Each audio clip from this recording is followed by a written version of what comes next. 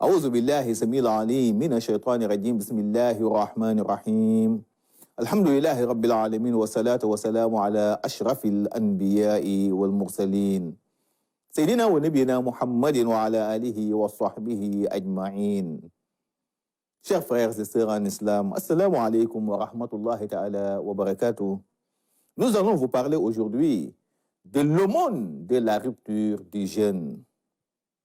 L'aumône de la rupture du jeûne, appelée zakat al-fitr, est en fait une aumône due à la fin du ramadan. C'est une sunna très recommandée et qui incombe à tout musulman jeûneur qui en a les moyens. Ibn Omar radiallahu ta'ala anhuma قال فرض رسول الله صلى الله عليه وسلم زكاة الفطر صاعا من تمر أو صاعا من شعير على العبد والحر والذكر والأنثى والصغير والكبير من المسلمين وأمر بها أن تؤدي قبل خروج الناس إلى الصلاة. D'après Ibn Omar, le prophète Muhammad alayhi salam impose la zakat al-fitr d'une quantité équivalente à un sa, c'est-à-dire 1,8 kg, de dattes ou d'orge chez les musulmans, qu'ils soient hommes ou femmes, grands ou petits, esclaves ou hommes libres, et a ordonné de la sortir avant la prière. De ce fait, chers frères et sœurs en islam, tout jeûneur doit s'acquitter de cette aumône pour lui-même, ainsi qu'à toute personne dont il assure la nourriture quotidienne.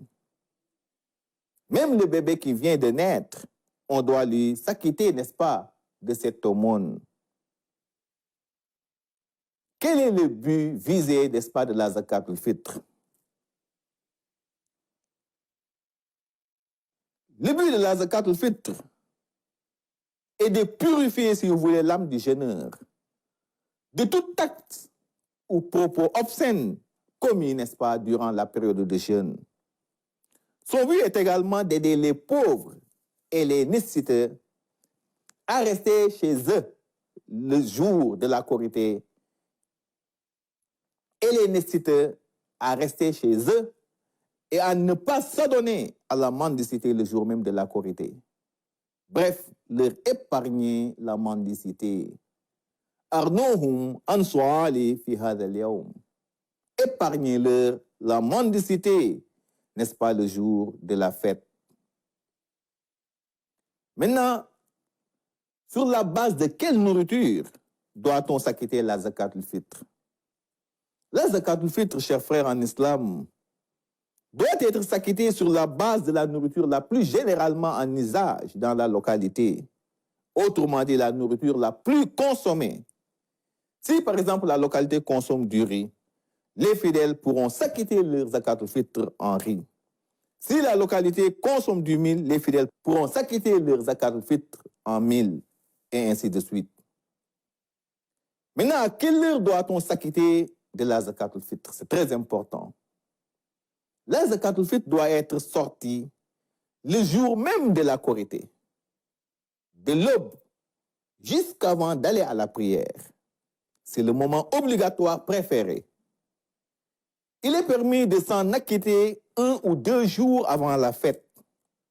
Mais le moment préféré, encore une fois de plus, c'est le jour même de la Korité, de l'aube jusqu'avant d'aller à la prière. Comme l'a suggéré Ibn Abbas radiallahu anhuma, qui nous dit فَمَنْ أَدَّاهَا قَبْلَ الصَّلَاةِ فَهِيَ زَكَاةٌ مُتَقَبَّلَةٌ وَمَنْ أَدَّاهَا بَعْدَ الصَّلَاةِ فَهِيَ صَدَقَةٌ مِنَ الصَّدَقَاتِ.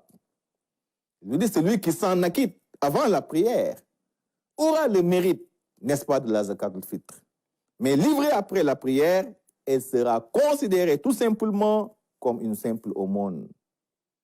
Chers frères et sœurs en islam, nous voilà au terme de notre chronique. Merci de l'avoir suivi.